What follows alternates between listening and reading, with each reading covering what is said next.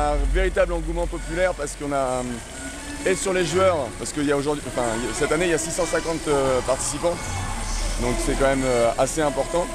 Et ensuite, par rapport au public, quoi. Donc le fait d'avoir voulu le faire le premier samedi des soldes, il joue, c'est clair, mais le centre-ville a besoin de ça, donc je pense que les deux attirent.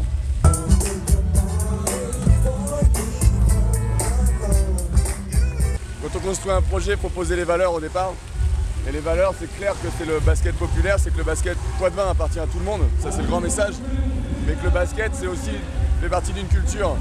Et c'est pas parce qu'on fait du basket de haut niveau comme on aime le faire à Poitiers maintenant qu'il faut oublier d'où on vient, et on vient de la culture du basket. Et moi j'ai beaucoup joué sur les playgrounds par exemple au Jardin des Plantes.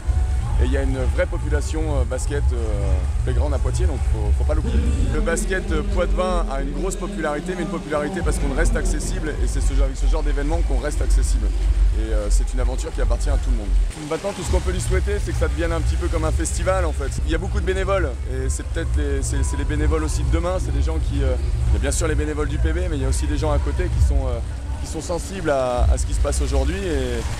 Et c'est surtout pour eux parce qu'on réalise enfin le projet qu'on avait dans la tête tous depuis pas mal d'années. Avant tout, tous les joueurs qui sont venus depuis ce matin et tout le public, c'est pour voir une belle action, c'est pour voir ça va vite, on rigole, c'est fun.